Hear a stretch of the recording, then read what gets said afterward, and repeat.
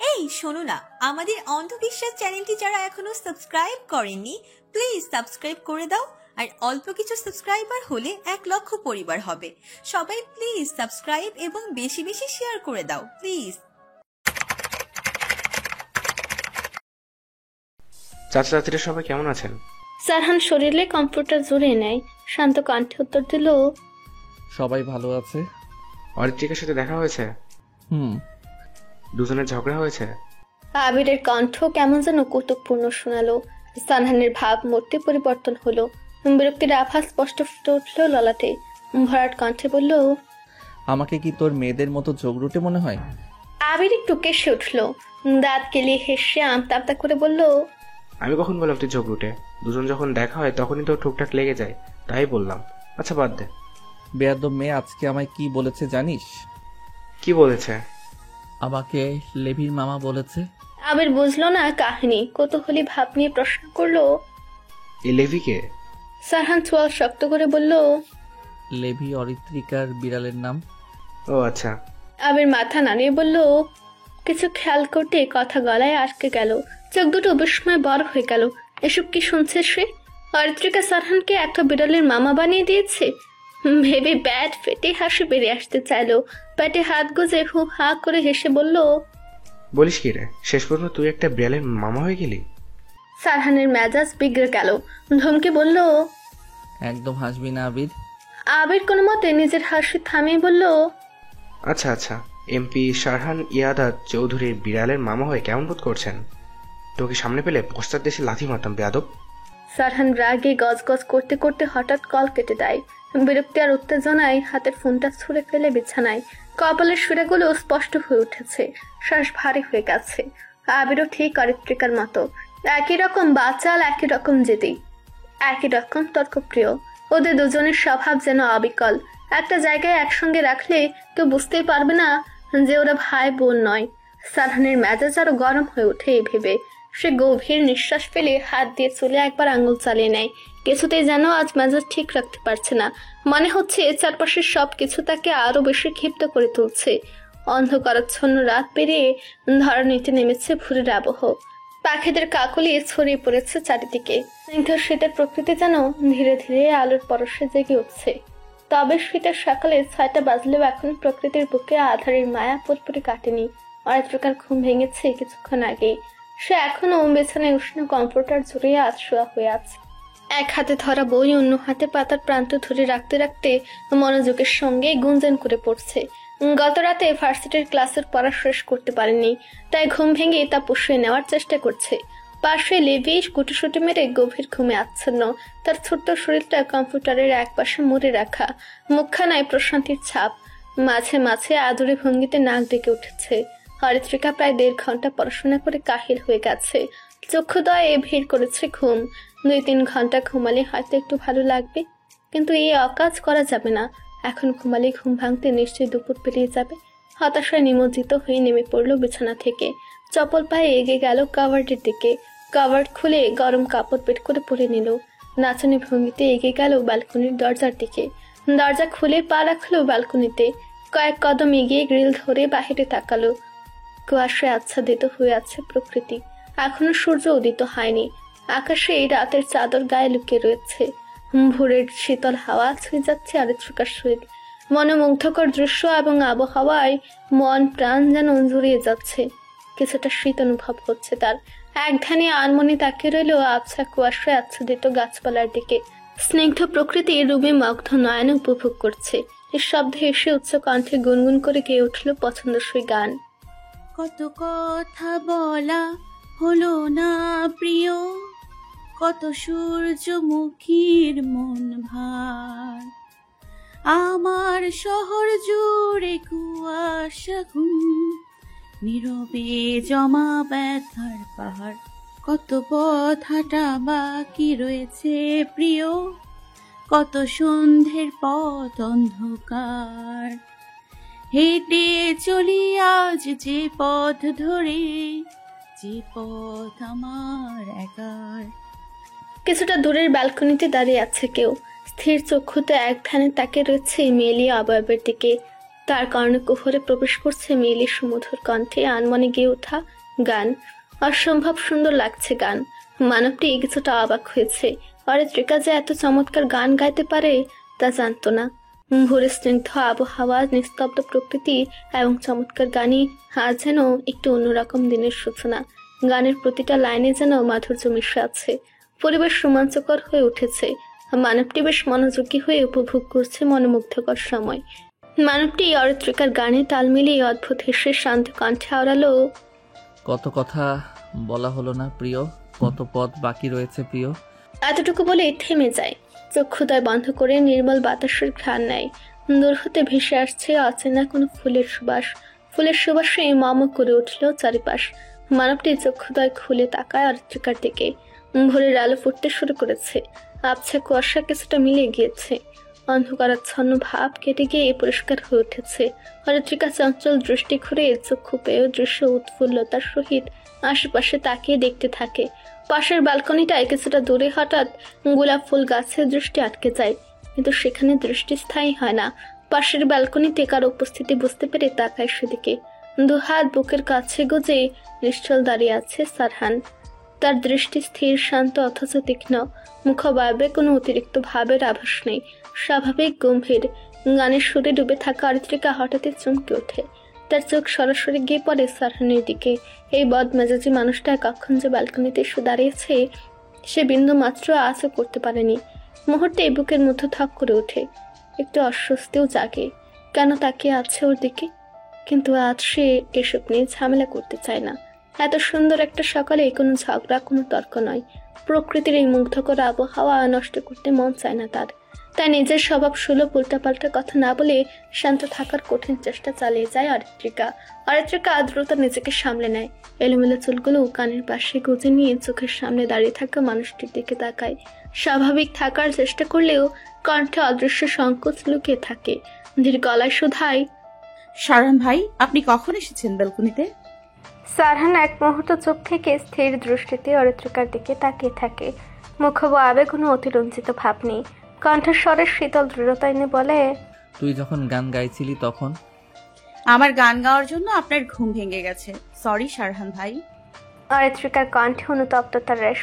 সে মুখ ভার করে সারহানের দিকে তাকিয়ে আছে। তার মনে ছিল না সিঁড়ির ওপাশে প্রথম রুমটায় সারহান থাকে। ব্যালকনির দূরত্ব খুব বেশি নয়। উচ্চস্বরে কথা বললে স্পষ্ট শোনা যায়।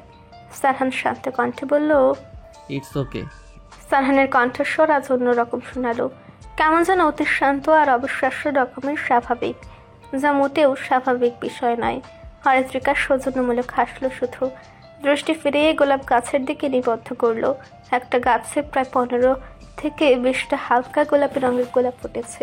এত সুন্দর ফুলগুলো দেখে চক্ষুদয় জুড়িয়ে যাচ্ছে। The song and the singer's voice were incredibly beautiful. সারহানের আচানক প্রশংসা সূচক বাক্যে মানবটির চকিত দৃষ্টিতে তাকায় অরিত্রিকা। বিস্ময় ওষ্ঠ যুগল কিছুটা পাক হয়ে যায়। অবিশ্বাস্য ভঙ্গিতে নেত্র পল্লব ঝাপটে কয়েকবার। সারহান ভাই কি তার প্রশংসা করলো? হয়তো। যন্ত্র মানবের থেকে প্রশংসা পেয়ে তার কেমন গোলমাল লাগছে। এই মানুষটার বহু রূপ দেখে সে দিশেহারা হয়ে যায়। অরিত্রিকা বিস্ময়ে গিলে শুধায়, আপনি কি আমার প্রশংসা করলেন সারহান ভাই? সারহান স্থির দৃষ্টিতে তাকিয়ে ওষ্ঠ বাকি বলল, না, সিঙ্গারের প্রশংসা করলাম, স্টুপিড কোথাকার। সারহান অরিত্রিকার সরল ও শিশুসুলভ কথাবার্তায় একটু আনন্দিত হলো না, বরং বিরক্তির আভাস ফুটে উঠল তার মুখে। এক মুহূর্ত স্থির থেকে কোনো প্রতিক্রিয়া না জানিয়ে সে দাম্ভিক ভঙ্গিতে ব্যালকনি থেকে সরে গেল। অরিত্রিকা হয়তো ভাম্বের মতো তাকিয়ে রইল তার বিদায় ভঙ্গির দিকে। বড় গলায় অপমান করেও নির্বিকার ভঙ্গিতে চলে গেলেন। প্রশংসা যখন করতে জানেন না তখন করতেই বা আসেন কেন সারহান ভাই? মনে মনে বলে ক্ষান্ত হলো না। এক পলক ব্যালকনির দিকে তাকিয়ে নিশ্চিত হলো সে যন্ত্র মানবটির আর দেখা নেই। তুচ্ছ ভঙ্গিতে মুখ বাঁকিয়ে নিজের ঘরে প্রবেশ করলো অরিত্রিকা। আজ আর আবেগে ভাসলে চলবে না। দ্রুত সকালে নাস্তা সেরে নিতে হবে, কারণ ভার্সিটিতে পৌঁছানোর তারা আছে। চৌধুরী নিবাসের সকালের টেবিলে সবাই জড়ো হয়েছে। নাস্তার আয়োজন চলছে ব্যস্ততাপূর্ণ পরিবেশে। সাথী বেগম, তানিয়া বেগম ও ইসমা বেগম খাবার পরিবেশনের দায়িত্ব নিয়েছেন। যদিও গৃহ পরিচারকরা রয়েছেন, তবু রান্না ও পরিবেশনের কাজ তিনজনই করেন। বাকি গৃহস্থালির দায়িত্ব তাদের হাতে। অরিত্রিকা সদ্য ফ্রেশ হয়ে এসেছে। অলস ভঙ্গিতে ধপ করে বসে পড়লো ডাইনিং টেবিলের এক ফাঁকা চেয়ারে। একবার চোখ বুলিয়ে নিল পরিবারের সবাইকে। বড় বাবা ও তার বাবা গল্প মুশগুল। খেতে খেতে আলোচনা চলছে। ইশরা, সাদাত আর অরিন নীরবে খাবার চিবাচ্ছে, যেন কোনো গুরুত্বপূর্ণ কাজে নিমগ্ন। টেবিলের বাকি 2টি চেয়ার খালি। অরিত্রিকা কৌতূহলী দৃষ্টিতে ঘাড় বাঁকিয়ে সিঁড়ির দিকে তাকালো। সানহান ভাই কি বাড়িতে নেই, নাকি উপরের ঘরে? তবে থাকলেও তার কিছু আসে যায় না, বরং দেখা হলে নতুন কোনো উপদেশ বা শাশুড়ির খড়ক তার উপর নেমে আসবে। অতএব না থাকাই ভালো। তানিয়া বেগম প্লেট ভর্তি করে নাস্তা সাজিয়ে দিলেন। অরিত্রিকাকে সিঁড়ির দিকে তাকিয়ে থাকতে দেখে জিজ্ঞেস করলেন, অরিত্রিকা, সিঁড়ির দিকে তাকিয়ে আছিস কেন? অরিত্রিকা ঘাড় ফিরিয়ে তাকায় তানিয়া বেগমের দিকে। চটপটে ভঙ্গিতে বলে, শারহান ভাই কি বাড়িতে নেই বড় মা? হ্যাঁ আছে তো। নাস্তা করবেন না উনি? এখন নাস্তা করবে না, রুমে বসে মিটিংয়ে ব্যস্ত। ও। অরিত্রিকা ছোট্ট প্রত্যুত্তর করে ভদ্র মেয়ের মতো নাস্তা করতে মনোযোগী হলো। ধীরে সুস্থে আরামসে নাস্তা করছে, আর কিছু একটা ভেবে চলেছে। সে ভাবনা ভীষণ গুরুতর। তার পাশের চেয়ারে কাউকে হঠাৎ বসতে দেখে চমকে যায়। চমকিত নয়নে তাকায় পাশে। এতদিন পর পাশে বসা মানুষটিকে দেখে বেশ অবাক হয়। অরিত্রিকা বিস্ময় ভাব নিয়ে উচ্ছ্বসিত কণ্ঠে বলে উঠল, ইরফান ভাই, আপনি কবে এসেছেন ঢাকা থেকে? ইরফান অরিত্রিকার বিস্ময়কর ভাবভঙ্গি দেখে চমৎকার হাসলো। স্বাভাবিকভাবে বলল, সপ্তাহখানেক আগে। কেমন আছিস অরিত্রিকা? আমি আলহামদুলিল্লাহ ভালো আছি। আপনি কেমন আছেন? আমিও আলহামদুলিল্লাহ ভালো আছি। আপনি এসেছেন এটা কেউ আমায় বলেনি। অসভ্য বেয়াদব ইশরা আর সাদা তো লুকিয়েছে। উপস্থিত সকলে হেসে উঠল। ইরফান হেসে উত্তর দিল, আসলে আমি ওদের বলেছিলাম তোকে না জানানোর। প্ল্যান করেছিলাম হঠাৎ সামনে এসে সারপ্রাইজ দেব তোকে। ভালো। অরিত্রিকা মুখ ভার করে উত্তর দিল। ঘাড় বাঁকিয়ে কটমট করে তাকালো সাদাত আর ইশরার দিকে। সাদাত সেই চাহনি দেখলো, দাঁত কেলিয়ে বলল, হ্যাঁ হ্যাঁ, ইরফান ভাই বারণ করেছিল তোকে বলতে। অরিত্রিকা গম গম কণ্ঠে বলল, তুই একটা আস্ত বজ্জাত। সাদাত হাসি থামিয়ে বলল, আর তুই বজ্জাতের বোন, ছোট বজ্জাত। সাদাত। অরিত্রিকা রেগে মেগে অস্থির হয়ে গেল। সাদাত মিটমিট করে হেসে যাচ্ছে। ইশরা অরিত্রিকাকে উপেক্ষা করে নাস্তা করছে, যেন সব কিছু শুনেনি সে। তানিয়া বেগম অবস্থা বেগতিক দেখে বললেন, আরে চুপ কর তোরা, খাওয়ার সময় এত কথা বলতে হয় না, চুপচাপ খা। অরিত্রিকা রাগে ফুসফুস করে খাওয়ায় মনোযোগ দিল। ইরফান এদের কাণ্ড দেখে হেসে খাওয়ায় মনোযোগী হলো। আরশাদ সাহেবের মন আজ ভীষণ ভালো। কতদিন পর সবাই একসাথে এক টেবিল বসে সকালে নাস্তা করছে। কিছুটা আবেগ আপ্লুত হয়ে উঠলেন। আরশাদ সাহেব বললেন, আজকের এই দিনটার জন্য আমি 2 বছর অপেক্ষা করেছি। সবাই এক ছাদের নিচে এক টেবিলে সবাই একসাথে বসে পুনরায় একসাথে জমিয়ে খাবার খাবো, সেই সময়টার জন্য অপেক্ষা করেছি।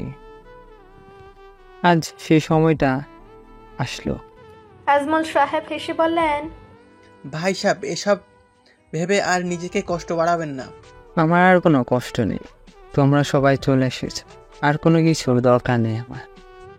অরিত্রিকা দ্রুত নাস্তা শেষ করলো। টেবিল থেকে গ্লাস হাতে তুলে নিয়ে ঢাক ঢাক করে পানি খেয়ে শেষ করলো। চেয়ার থেকে উঠে দাঁড়িয়ে মৃদু হেসে বলল, বড় বাবা এক টেবিলে একসাথে খাওয়ার সময়টা আজ নয়, কারণ একজন এখনো মিটিং এ আছে। কে বলো তো? তোমার বড় ছেলে এমপি শারহান ইদায়াত চৌধুরী। আরশাদ সাহেব সশব্দে হেসে উঠলেন। একদম ঠিক বলেছ আমরা, কবে যে বাপ বেটা একসাথে বসে খাবার খেয়েছি মনে নেই। এমপি হয়েছেন উনি, এখন কি আর সময় হবে তোমাদের সাথে টাইম স্পেন্ড করার? আসলে আমার রাজনীতি জিনিসটাই এমন, এসবে একবার জড়িয়ে গেলে পরিবারও পর হয়ে যায়। একদম ঠিক বলেছো বড় বাবা। তানিয়া বেগম ইরফানকে ফলের জুস গ্লাসে ঢেলে দিলেন। তারপর আরশাদ সাহেবকে উদ্দেশ্য করে বললেন, শুনুন শারহানের বাবা, ছেলের এমন আচরণ মেনে নেওয়া যাচ্ছে না। ছেলেটা সারা দিন বাহিরে থাকে, রাতেও দেরি করে ফেরে, এর একটা বিহিত করা দরকার। শারহানের বয়স হয়েছে, আমার মনে হয় ছেলের বিয়েটা দিয়ে দেওয়া উচিত। ঘরে বউ এলে হয়তো বাড়িমুখো হবে।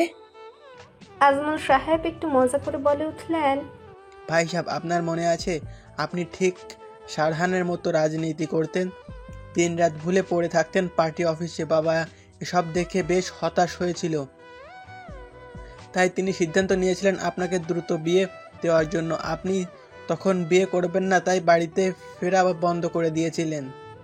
আরশাদ সাহেব খুক খুক করে কেসে উঠলেন, একটু বিব্রত বোধ করলেন, ভরাট কণ্ঠে বললেন, তখন বিয়ে করলে এত সুন্দর বউ পেতাম বুঝি? তানিয়া বেগম লজ্জা পেলেন, তিনি লাজুক হাসলেন। সকলে আরশাদ সাহেবের কথা শুনে হেসে দিল। অরিত্রিকা চেয়ার থেকে দ্রুত উঠে দাঁড়ালো। ভার্সিটিতে যাওয়ার সময় হয়ে যাচ্ছে তার। দু কদম এগোতে ইরফান ডেকে ওঠে, কোথায় যাচ্ছ? অরিত্রিকা থেমে গেল, ব্যস্ত ভঙ্গিতে বলল, ভার্সিটিতে যাব, সময় হয়ে গেছে। ইরফান নাস্তা শেষ করে তড়িঘড়ি করে উঠে পড়ল চেয়ার থেকে, দ্রুত এগিয়ে গেল অরিত্রিকার কাছে, বলল, আমিও ভার্সিটি এরিয়াতে যাব কিছু ফ্রেন্ডের সাথে দেখা করতে, তাহলে দুজনে একসাথেই যাই, কি বলো? ঠিক আছে। অরিত্রিকা কোনো মতে কথাটা সম্পূর্ণ করে ছোট লাগালো রুমের দিকে। ইরফান মুচকি হেসে তাকিয়ে রইল সেদিকে। সাদাত খাওয়া শেষ করেছে, সে হেঁটে এসে ইরফানের পাশে দাঁড়ালো। আর মনে হাসতে দেখে ভ্রুযুগল কুঁচকে গেল। কৌতূহল বশত জিজ্ঞেস করলো, ইরফান ভাই হাসছো কেন? ইরফানের হাসি বন্ধ হয়ে যায় তৎক্ষণাৎ। সে কিছুটা অপ্রস্তুত হলো, সাদাতের দিকে তাকিয়ে বলল, একটা জোকস মনে পড়ে গিয়েছিল, তাই হাসছিলাম। সাদাত বলল, আমাকেও জোকসটা বলো, আমিও একটু দিল খুলে হাসি। পরে বলবো, এখন বেরোতে হবে। ইরফান কোনো মতে সাদাতের কথা কাটিয়ে প্রস্থান করলো। সাদাত বুকার মতো তাকিয়ে রইল সেদিকে, বের করে বলল, কাহিনী কি হলো? ইরফান বাড়ির সামনের বাইক নিয়ে দাঁড়িয়ে আছে, দৃষ্টি তার সদর দরজার দিকে নিবদ্ধ। ধৈর্য ধরে অপেক্ষা করছে, কিন্তু অরিত্রিকার কোনো দেখা নেই। একবার ঘড়ির দিকে চোখ বুলিয়ে সময় দেখে নিল, 9:10। একটু বিরক্তি লাগলো, তবে মুখে প্রকাশ করলো না। অবশেষে সদর দরজা দিয়ে হেলে দুলে বেরিয়ে গেল অরিত্রিকা। কাঁধে ব্যাগ ঝুলিয়ে আরামসে হেঁটে আসছে। সামনে তাকাতে চোখে পড়ল ইরফান ভাই বাইক সহ দাঁড়িয়ে আছে তার অপেক্ষায়। মুহূর্তে গতিপথ বদলে সে পায়ের গতি বাড়ালো, দ্রুত বাইকের সামনে এসে দাঁড়িয়ে পড়ল। ইরফান অরিত্রিকার দিকে তাকিয়ে বলল, বাবরে, এত লেট করলি আসতে? ইরফান অরিত্রিকার দিকে তাকিয়ে বলল, আসলে অরিনাপুর সাথে জরুরি কথা বলার কারণে লেট হয়ে গেল। অরিত্রিকা হাসার ভান ধরে বলল। ইরফান আর কথা বাড়ালো না, সে বাইক স্টার্ট দিতে লাগলো, কিন্তু বিধিবাম বাইক স্টার্ট নিচ্ছে না। বেশ কয়েকবার স্টার্ট দেওয়ার চেষ্টা করলেও বাইক স্টার্ট হলো না। ইরফান মুখ গোমরা করে বাইকের উপর বসে অরিত্রিকার দিকে তাকালো। অরিত্রিকা হতাশায় জর্জরিত হয়ে দাঁড়িয়ে আছে, নিশ্চয়ই ক্লাসে দেরি হয়ে যাবে তার। অরিত্রিকা মুখ ভার করে বলল, ইরফান ভাই, আপনার বাইক তো স্টার্ট নিচ্ছে না। ইরফান বিরক্তি প্রকাশ করে বলল, গতকাল তো বাইক ঠিক ছিল। সারহান সদর দরজা পেরিয়ে পার্কিং প্লেসের দিকে পা বাড়ালো। শার্টের হাতা গোটাতে গোটাতে এগিয়ে গেল সেদিকটায়। পথিমধ্য ইরফান আর অরিত্রিকার মুখ গোমরা করে দাঁড়িয়ে থাকতে দেখে থেমে গেল, এগিয়ে গেল দুজনের দিকে। শানিত দৃষ্টিতে পরখ করে নির্লিপ্ত ভঙ্গিতে জিজ্ঞেস করলো, হোয়াট হ্যাপেন্ড ইরফান? অরিত্রিকা চমকে গেল। পাশে তাকাতে দেখলো সারহান দাঁড়িয়ে আছে গম্ভীর মুখে। সে কি যেন ভেবে একটু পরখ করলো। সাদা shirt, black pant, sunglass, branded জুতা এবং ঘড়িতে সুদর্শন লাগছে। চুলগুলো জাল দিয়ে সেট করেছে। তার ঘ্রাণেন্দ্রিয়ে প্রবেশ করছে পারফিউমের তীব্র গন্ধ। পারফিউমের গন্ধটা জোস তো, একটা কিনতে হবে, কিন্তু নাম জানবে কি করে? আইডিয়া, রুমে চুপি চুপি ঢুকে টুক করে নাম দেখে আসবে। এত ভাবসাব নিয়ে চলাফেরা করে, তাই মেয়েরা এমপির দেওয়ানা। ইরফান মুখ গুমরা করে বলল, বাইক স্টার্ট নিচ্ছে না। শারহান নিঃশব্দে কিছুক্ষণ ইরফানের মুখের দিকে তাকিয়ে রইল, তারপর ভরাট কণ্ঠে বলল, হয়তো কোনো প্রবলেম হয়েছে, কোথাও যেতে হলে গাড়ি নিয়ে যা। ইরফান বিরক্ত হয়ে বাইক ঠেলতে ঠেলতে পার্কিং প্লেসে নিয়ে গেল। সারহান অরিত্রিকার দিকে তাকাতে দেখলো ড্যাব ড্যাব করে তাকিয়ে আছে তার দিকে। রাশভারী কণ্ঠে বলল, আমার দিকে অদ্ভুত চোখে তাকিয়ে আছিস কেন? কোনোদিন কি আমাকে দেখিসনি? অরিত্রিকা দ্রুততার সহিত নজর লুকালো, অন্যদিকে তাকিয়ে মিনমিন করে বলল, আপনাকে কখন দেখলাম? আমি তো আপনার চোখের চশমাটা দেখছিলাম। সারহান এসব নিয়ে আর প্রশ্ন করে না। সারহান পকেট থেকে ফোন বের করে কাউকে মেসেজ করে। সরু চোখে এক পলক অরিত্রিকার দিকে তাকিয়ে পা বাড়ায় পার্কিং প্লেসের দিকে। অরিত্রিকার মেজাজ যেন তুঙ্গে। আজ সকালে শুরু হয়েছে সারহান ভাইয়ের মুখ দেখে, তাই তো বাড়ি থেকে বেরোতেই বাইক নষ্ট হলো। সে বিরক্তির ভঙ্গিতে পা বাড়ালো মেন গেটের দিকে। বাড়ির গাড়িতে ভার্সিটি যাওয়ার তার মুড নেই। সারহান কিছুক্ষণ আগে তার পার্সোনাল গাড়ি নিয়ে বেরিয়ে গেছে। চৌধুরী নিবাসের সামনে প্রশস্ত পাকা রাস্তা, যেখানে যানবাহনে আসা যাওয়া লেগে থাকে। অরিত্রিকা মেন গেট পেরিয়ে রাস্তার ধারে দাঁড়িয়ে আছে অপেক্ষায় অটো রিকশার। কিন্তু দুর্ভাগ্য, প্রতিটি অটো যাত্রীতে পরিপূর্ণ, একটাও ফাঁকা নেই। সময় গড়িয়ে যাচ্ছে, অথচ সে দাঁড়িয়ে আছে নিরুপায়। আজ বোধ হয় ক্লাস মিস যাওয়া নিশ্চিত। স্যারের বকুনির চিন্তা করতে মুখটা কেমন কুঁচকে গেল। রাস্তার দিকে তাকিয়ে চাতক পাখির মতো একের পর এক গাড়ি যেতে দেখলো, কিন্তু আসার আলো নেই। ঠিক তখনই মেন গেট খোলার শব্দ কানে এলো। স্বভাবতই পেছনে তাকালো। সাদাত বাইক নিয়ে পাশে এসে দাঁড়িয়েছে। অরিত্রিকা বলে উঠলো, ভাই আমায় ভার্সিটিতে নামিয়ে দিয়ায় প্লিজ। সাদাত এক ভ্রু উঁচিয়ে ইশারা করে বলল, বাইকে ওর দ্রুত।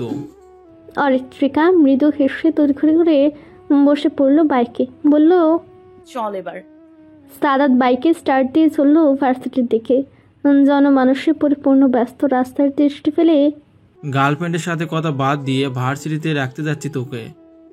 জনমানুষে পরিপূর্ণ ব্যস্ত রাস্তায় দৃষ্টি ফেলে বলে, আমি কি বলেছিলাম ভাই, তুই গার্লফ্রেন্ডের সাথে কথা বল বাদ দিয়ে আমায় নিয়ে চল? তুই বলিসনি, কিন্তু অন্য একজন বলেছে। কে বলেছে? অরিত্রিকার কৌতূহলী ভাব। সাদাত উত্তর দেয়, শারহান ভাই বলেছে। অরিত্রিকা হতবাক, চোখ বিস্ফোরিত হয়ে গেল এক মুহূর্তের জন্য। সারহান ভাই? এ ডোন্ট কেয়ার ভাবওয়ালা মানুষটা নিজে থেকে তার ভার্সিটিতে যাওয়ার ব্যবস্থা করে দিয়েছে। এটা কি সত্যি সম্ভব? অরিত্রিকা আনমনে হাঁটছে। তার শরীরে জড়ানো উড়না হাওয়ায় দোল খাচ্ছে। হালকা বাতাসে খোলা চুলগুলো নড়ে উঠছে। বিক্ষিপ্ত ভঙ্গিতে হাতে ধরে রেখেছে এক গুচ্ছ লাল গোলাপ আর একটা চিঠি। কিছুক্ষণ আগে ডিপার্টমেন্টের ক্লাস শেষ হয়েছে তাদের। ক্লাস শেষ হতে রোহন আর রুদ্র কোনো গুরুত্বপূর্ণ কাজে চলে গেছে। রাহা আজ ভার্সিটিতে আসেনি, মেয়েটা ভীষণ অসুস্থ। অরিত্রিকা তিশা গল্প করতে করতে প্যারিস রোড দিয়ে আসছিল। এমন সময় অচেনা একজন ছেলে হঠাৎ এসে অরিত্রিকাকে লাল গোলাপ ফুলের বুকে এবং একটা চিঠি ধরে দিয়ে প্রস্থান করে। সে কিছু বলবে, সে সময়টা পায়নি। তিশা এহেন কান্দে অবাক হয়ে যায়। কে এমন করলো বুঝতে পারছে না কেউ। তিশা অরিত্রিকার চিন্তাগ্রস্ত বদনে তাকে জিজ্ঞেস করে, এই ফুলের বুকে আর চিঠি কি করবি? অরিত্রিকা আনমনে হাঁটছে। চিন্তিত ভঙ্গিতে বলে উঠল, জানি না কি করব। লাভ লেটার আর ফুলের বুকে কে দিতে পারে? আমার জানা মতে তোর তো কোনো প্রেমিক পুরুষ নেই। কোন গাধা দিল এটাই তো বুঝতে পারছি না। এসব নিয়ে বাড়িতে ঢুকলে নিশ্চয়ই তুলকালাম বেঁধে যাবে। কি করব আমি? তিশা কিছুটা ভাবুক হয়ে গেল। কিছুক্ষণ মৌন থেকে চটপটে ভঙ্গিতে বলল, বলবি পহেলা ফাল্গুন উপলক্ষে আমি তোকে গিফট করেছি। আগামীকাল ছুটি, তাই অগ্রিম গিফট দিয়েছে। অরিত্রিকা ভাবলো কিছুক্ষণ, গোমরা মুখে উত্তর দিল, সবাইকে এসব ভুজুং ভাজুং বোঝাতে গেলেও শারহান ভাইকে পারবো না। উনি যদি একবার সন্দেহ করে আমি শেষ। তার থেকে ফুলগুলো কাউকে দিয়ে দেই আর চিঠিটা রেখে দেই, বাড়িতে গিয়ে পড়বো। তিশা মাথা নাড়িয়ে বলল, আচ্ছা। চুমকি চলেছে একা পথে, সঙ্গী হলে দোষ কি তাতে? হার মেনেছে দিনের আলো, রাগলে তোমায় লাগে আরো ভালো। চুমকি চলেছে একা পথে, সঙ্গী হলে দোষ কি তাতে? হার মেনেছে দিনের আলো, রাগলে লাগে তোমায় আরো ভালো। অরিত্রিকার তিশার কথার মাঝে হঠাৎ থমকে গেল। কোথা থেকে ভেসে এলো এক বেসুরো কণ্ঠস্বর, চড়া স্বরে বিকৃত সুরে কোনো গানের টুকরো। অবচেতনে তারা দুজনে পেছনে ফিরলেও দৃষ্টি আটকে গেল তিনজন তরুণের উপর।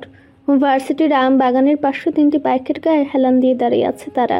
ঠোঁটে কুৎসিত হাসির রেখা, চোখে এক প্রকার নির্লজ্জ দৃষ্টি।